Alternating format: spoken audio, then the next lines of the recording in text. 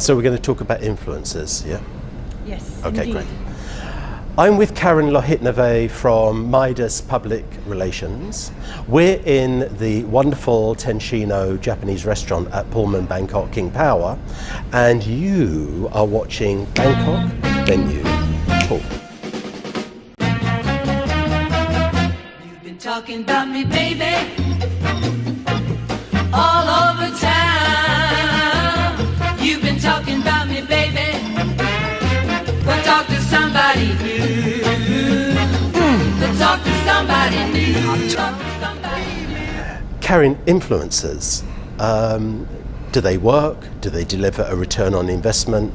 Are they an effective means of publicity? I think brands should be using an influencer because the influencer brings them closer to their target audiences. This would be, I would say, the biggest plus of influencers. Then of course you have all sorts of different categories of influencers. You go from the major key opinion leader, that could be a star, then you go into the micro influencer and the nano influencer. For example, David, I would totally consider you as a nano influencer. So a nano influencer is anyone who has likes between, I'd say, 1,000 to 5,000, which I'm sure you fit into that category. And the reason why many brands now favor the nano influencer to the other sorts of influencers because A, they cost much less. Very often they're actually in for free or maybe exchange of services. But the reason why nano influencers work is because people can say, that this is more or less a person like themselves. So they believe it. So if you say you love Tenshino restaurants, people will believe you, except of course now they know you're working for Tenshino, but let's say you weren't, Yes. People would definitely believe you more than if, say, a big influencer said the same, because big influencers, people kind of know that they're getting something for it. Whereas if I say I love Tenshino restaurant because they serve my favorite gluten-free foods, people will say, hey, great, because as I am gluten-free, people could consider me as a gluten-free nano influencer. How do we find these influencers? It's quite a challenge because there's so many people out there, and honing in on the right influencer for the right brand and product is a challenge. How can we do that? Well, I think there's two ways. Either you're lucky enough and you have some great influencers amongst your friends, or you come and see somebody like us and we do the hard work for you. And we come up with a series of key opinion leaders, micro and nano influencers, and we give you reasons as to why you should be working with these to bring awareness to your brand and to bring brand love to the audience you're looking to attract. So that's part of the modern publicity agencies toolkit then, influencer campaigns. Definitely. If you want to be relevant in today's world, you need to consider the new media and not the traditional media only. Is it costly doing this influencing?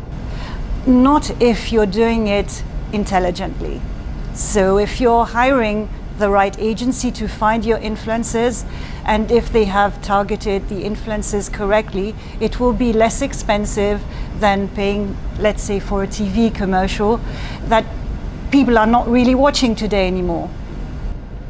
Any tips on selecting a really good influencer? Definitely. So an important tip to selecting the influencers is to go look at their social media pages. One important factor is to look at engagement, because engagement is going to be the key factor. So one of the reasons why nano influencers work is because their engagement rate can go up to 5%, whereas normal key opinion leaders maybe is around 2%. So you can see that there is a way higher engagement rate, because somebody who has less people they talk to are more likely to know the people who are engaging with them and thus responding. But then on the other end, if you're a big brand, say a watch brand, then maybe you do need to engage also with a major key opinion leader, because as a brand you have a certain status, so you need to match your influencer with your status. Gosh, there's so much to this, but it's great having MIDAS-PR as the leader and being able to take the hand of customers and help on this influencing. For sure, I think we are very up to date in terms of influencers. We're working with some tools that enable us actually to check if the influencer is real in terms of their engagement, because many people will boost their posts or pay to get higher engagement. But with the tools that we are using, we can check and we can give very clear reports to our clients to showcase that the influencers that we are matching them up with have actually the engagement rate they say they have. And once we are using them, the great thing about influencers is that you really get a very, very clear reporting, which actually shows you the exact numbers of people they have engaged with, how much features, how much clicks they've had. So it's very, very clear for the brands, and they can really have a very transparent reporting. Fantastic. I feel a commercial moment coming on. So if you're looking for a professional influencer campaign, Karin and her team at MIDAS-PR are the go-to team. Karin, founder of MIDAS Public Relations, thank you for being with us here today. And thank you for watching Bangkok Venue